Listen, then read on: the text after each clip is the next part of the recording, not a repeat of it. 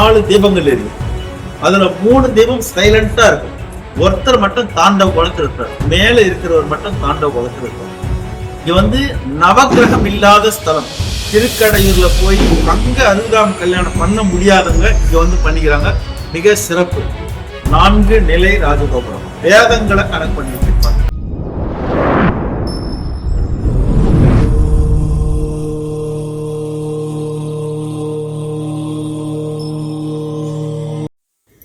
வணக்கம், அருள்ஞான ஒளி சேனலுக்கு உங்களை அன்புடன் வரவேற்கிறேன். இன்னைக்கு சென்னை காரனோடை எருமைவெட்டிப்பாளையத்தில் இருக்கிற மிகவும் பழமை வாய்ந்த ஸ்ரீ வரமுக்தீஸ்வரர் ஆலயத்துக்கு தான் போக போறோம்.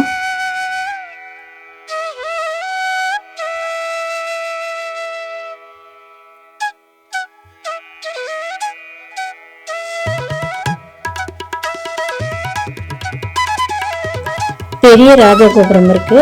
கோபுரத்தை தாண்டி நேரா பாத்தீங்கன்னா அங்க ஸ்ரீ வரமுக்தீஸ்வரரும் ஸ்ரீ காமாட்சி அம்மானும் அருள் பாலிக்கிறாங்க. இடது பக்கம் பாத்தீங்கன்னா ஒரு பெரிய கல்யாண மண்டபம் இருக்கும். அதுக்கு பக்கத்துல வாஸ்து விநாயகர் இருக்கிறாரு. முதல்ல வாஸ்து விநாயகரை தரிசனம் செய்யலாம்.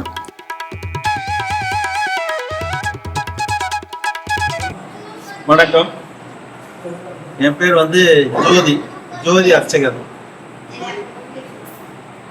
இது திருவள்ளூர் மாவட்டம் பொன்னேரி தாலுகா, ரெட்டில்ஸ் அடுத்து. சென்னைக்கு ரெட்டில்ஸும் கிட்டதான், ரொம்ப குறுகிய தொலைவு தான். ரெட்டில்ஸுக்கு அடுத்து காரனோடையிலேருந்து ஆத்தூர் வழின்னு கேட்டால் சொல்லுவாங்க. அங்கேருந்து 3 கிலோமீட்டர் தான். எருமை வெட்டிய பாளையம், புதிய எருமை வெட்டிய பாளையம் என்ற கிராமத்தில் ஸ்ரீ காமாட்சி அம்பாள் உடனே வரமுக்தீஸ்வரர் ஆலயம் இருக்கு. இது கிட்டத்தட்ட 2000 வருடம் பழமை வாய்ந்த ஸ்தலம். விஜயநகர பேரரசு காலத்துக்கு முன்னாடியே இந்த கோயிலை சிறப்பா அருமையா அமைச்சிருக்காங்க. இது 2010க்கு முன்னாடி 40 வருட காலமாக சிதலம் அடங்கி எந்த பூஜையும் இல்லாம இருந்த ஸ்தலம் இது. ஏன்னா இது எடுத்து செய்யறதுக்கும் மக்கள் முன்ன வரல. ஆல்ரெடி எங்க கிராமத்துல அதை எடுத்து செய்யறதுக்காக ஒரு 4 பேர் அதுக்கு ட்ரை பண்ணியிருக்காங்க. அவங்கள அப்பா அதில் பதார்த்தத்துக்கு விட்டாரு. அதனால மற்றவங்க இதுல இன்வால்வ் ஆகி செய்யறதுக்கு அவங்க முன் வரல. அதனாலதான் 40 வருஷ காலமாக இந்த திருக்கோயில் சிதலம் அடைந்து மூடி வச்சிருந்தாங்க. 2010க்கு பிறகு இந்த கோயில் திருப்பணி வேலை ஆரம்பிச்சிருக்கோம். கிராம மக்களுடைய முழு ஒத்துழைப்போடும் இந்து அறநிலைத்துறையுடைய ஆலோசனைப்படியும் இந்த திருக்கோயிலை நாங்க திருப்பணி வேலை ஆரம்பிச்சிருக்கோம். இந்த திருக்கோயில் பாத்தீங்கன்னாக்கா இவங்க கட்டி இருக்கிற அந்த கல்லு லேட்ரிக் ஸ்டோன்னு வாங்க, திருக்கல் லேட்ரிக் ஸ்டோன். இது நீரோட்டம் உள்ளது, உயிர் உள்ளது. மழை காலத்துல நீரை சேகரிக்கும், வெயில் காலத்துல நமக்கு கொடுக்கிற தன்மை உள்ளது. இது நம்ம ஏரியாவில் திருவள்ளூர் மாவட்டத்திலேயோ மற்ற எங்கேயுமே இந்த கற்கள் கிடையாது. கேரளாவில் மட்டும் உண்டு. ஆனா இது எங்க கிராமத்திலே எங்க கிராமத்தை சுத்தி உள்ள மலையில இதை கொண்டு இதை செஞ்சிருக்காங்க. ரொம்ப சிறப்பா அருமையா செஞ்சிருக்காங்க. வேலைப்பாடுகள்லாம் பாத்தீங்கன்னா அவ்வளவு தத்துரூபமா இருக்கும். ராஜகோபுரம் மட்டுமல்ல, கருவறை, அர்த்த மண்டபம், 16 கால் மண்டபம் மற்றும் காம்பவுண்ட் உள்பட அத்தனையுமே இதே கற்களால் தான் கட்டப்பட்டிருக்காங்க. இந்த கோயிலினுடைய அமைப்பு, அம்மாவும் அப்பாவும் 2 பேருமே கிழக்கு நோக்கி இருப்பாங்க. ஒரே திசையே கிழக்கு நோக்கி இருப்பாங்க. அதுல அம்மா வலது பக்கம், அப்பா இடது பக்கம் கல்யாண கோலத்துல இருப்பாங்க. ஏன்னா நம்ம பாக்குற எல்லா ஸ்தலத்திலையும் பார்த்தீங்கன்னாக்கா அப்பா கிழக்கு பக்கம் தானே, அம்மா வடக்கு இல்ல தெற்கு அந்த டைரக்ஷன்ல இருப்பாங்க. ஆனா இங்க அப்படி கிடையாது. 2 பேருமே ஒரே திசையில இருக்கிறது இல்லாம அம்மா வலது பக்கம், அப்பா இடது பக்கம் கல்யாண கோலத்துல நமக்கு காட்சி கொடுக்குறாங்க. அதனாலதான் திருக்கடையூர்ல போய் அங்க அறுபதாம் கல்யாணம் பண்ண முடியாதவங்க இங்க பண்ணிக்கிறாங்க. மிக சிறப்பு. இங்க நவக்கிரகம் இல்லாத ஸ்தலம். நவக்கிரகம் இல்லாத ஸ்தலம் ஓரிரு ஸ்தலம் தான். ஏன்னா 2000 வருஷம் பின்தங்கிய இந்த கோயில் அந்த காலகட்டத்துல நவக்கிரகமே கிடையாது. 50 நவக்கிரகம் உள்ளடக்கணும் தான் அப்பா.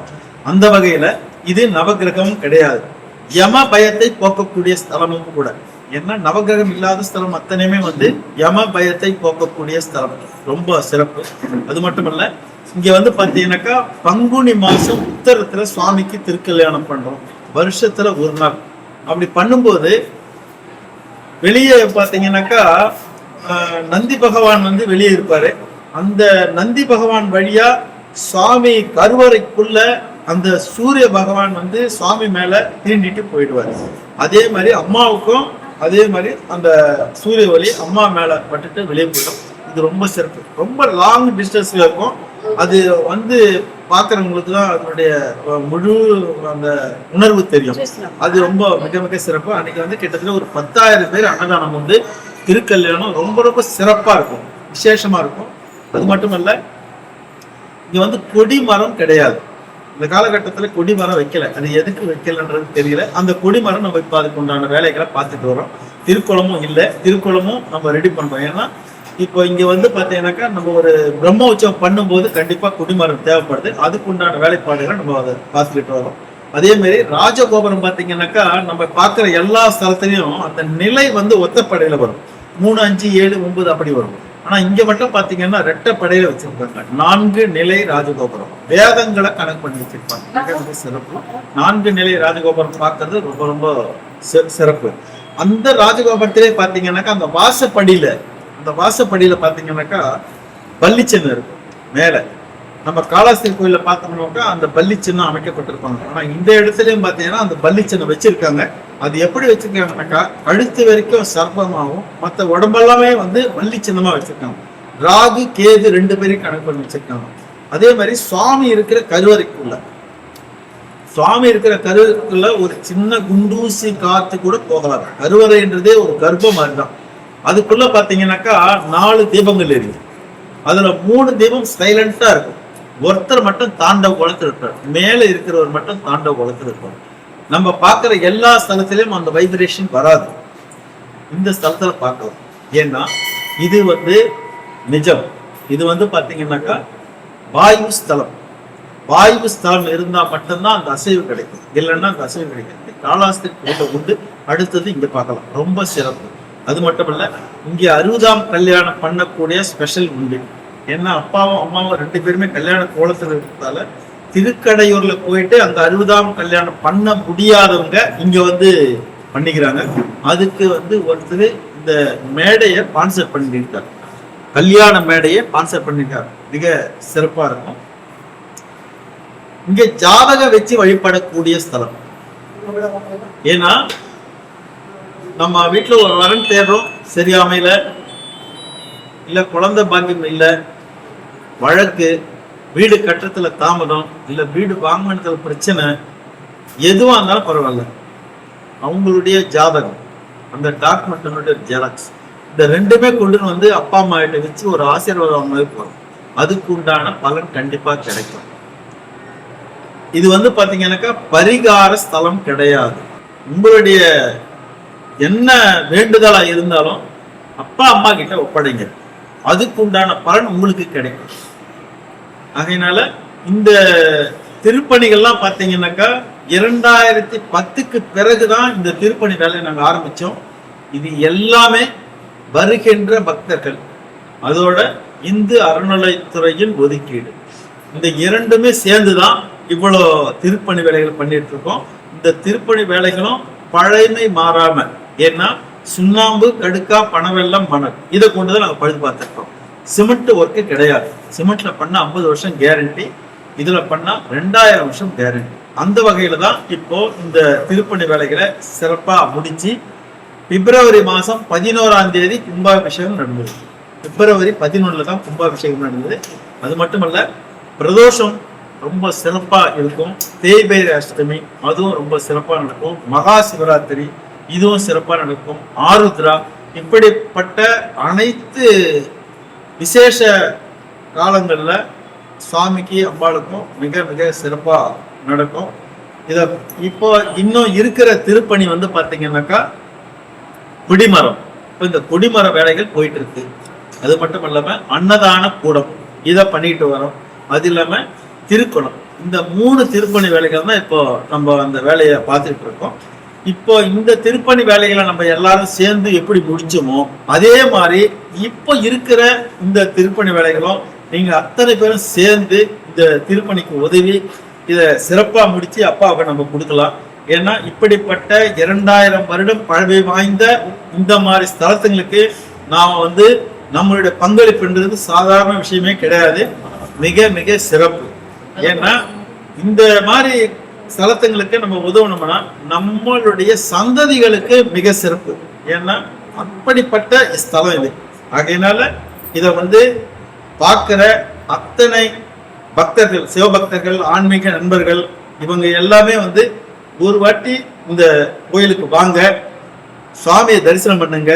ஏன்னா இந்த ஸ்தலத்தை பொறுத்த வரைக்கும் ஒரு வாட்டி உள்ள வந்து சுவாமியை தரிசனம் பண்ணாவே போறோம், நம்ம தலையெழுத்தே மாற்றுவார், அவ்வளவு பவர்ஃபுல். அதனாலதான் வந்து போன சில நாட்கள்லயே அவங்களுக்கு ஒரு நல்ல விஷயங்களை கொண்டு போயிடும்.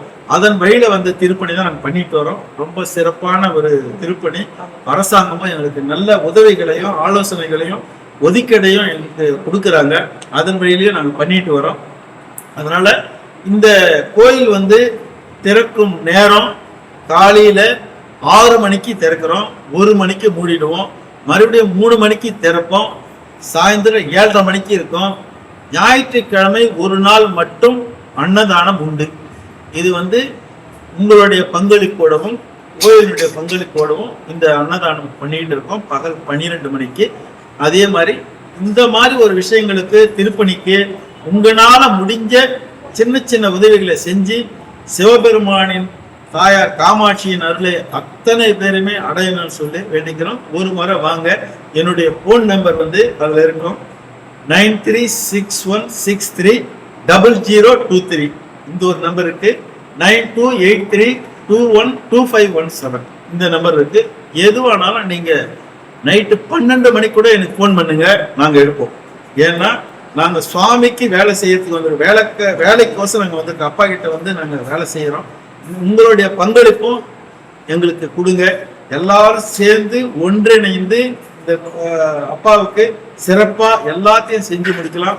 அவருடைய நன்மைகளும் நம்ம பெறலாம். நன்றி, வணக்கம். பஸ் ரூட் இந்த பக்கம் பஸ் வருமா? பஸ் ரூட் சொல்லிடுறீங்களா நீங்க? இப்போ வர 16ஆம் தேதி ஆகஸ்ட் 16 வளைகாப்பு. ஏன்னா வெள்ளிக்கிழமை தான் வருது. ஆனா இப்போ நாங்க வந்து பக்தர்களுக்கோசம் 16ஆம் தேதி வச்சிருக்கோம். ஞாயிற்றுக்கிழமை 10 மணிக்கு வளைகாப்பு வச்சிருக்கோம். அந்த வளைகாப்புக்கு வந்து அத்தனை பேர் வந்து கலந்துங்க. ரொம்ப சிறப்பு. குழந்தை பாக்கியம் இல்லாதவங்க கண்டிப்பா வந்து கலந்துங்க. இன்னும் சிறப்பு. இங்க கிராமத்துக்கு வரணும்னு சொன்னா ரெடில்ஸுக்கு வந்துருங்க. ரெடில்ஸ் வந்து கார்னோடையில இருந்து 30 ரூபா கொடுத்தீங்கன்னா ஆட்டோ எருமைவெட்டிப்பாளையம் சிவன் கோயிலுக்கு விட்டுருவாங்க. சப்போஸ் வர முடியலன்னா ரெடில்ஸ் டு எருமைவெட்டிப்பாளையத்து கட் சர்வீஸ் ஒன்று இருக்கு, 57H, அந்த கட் சர்வீஸ்ல வரலாம். ஹைகோர்ட் டு எருமைவெட்டிப்பாளையம் 58H, அந்த ஒரு வண்டி ஒன்று வருது. அது இல்லாம கோயம்பேடு 114E அந்த ஒரு பஸ் வருது, அந்த பஸ்லயும் வரலாம். எந்த விதத்திலேயாவது நம்ம வரலாம். நீங்க கார்னோட வந்துட்டீங்கன்னாவே கார்னோடையில இருந்து ஆட்டோமேட்டிக்கா இங்க வந்து ஆட்டோ இருக்கு, ஷேர் ஆட்டோ இருக்கு. 30 ரூபா கொடுத்தீங்கன்னா 30 நிமிஷத்துல விட்டுருவாங்க. நன்றி. இந்த கோயிலுக்கு சாயந்தரம் 6 மணிக்கு மேலே வராதுங்க. ஏன்னா இது ஃபுல்லாக ஃபாரஸ்ட் ஏரியான்றதுனால ரொம்ப இருட்டாக இருக்கும், ரிட்டர்ன் போகிறதுக்கு கஷ்டமாக இருக்கும். வேண்டிய வரங்களை அள்ளித்தரும் ஸ்ரீ வரமுக்தீஸ்வரர் ஆலயத்துக்கு வந்து உங்களுடைய கோரிக்கைகளை நிறைவேற்றிக் கொள்ளுங்கள். நன்றி.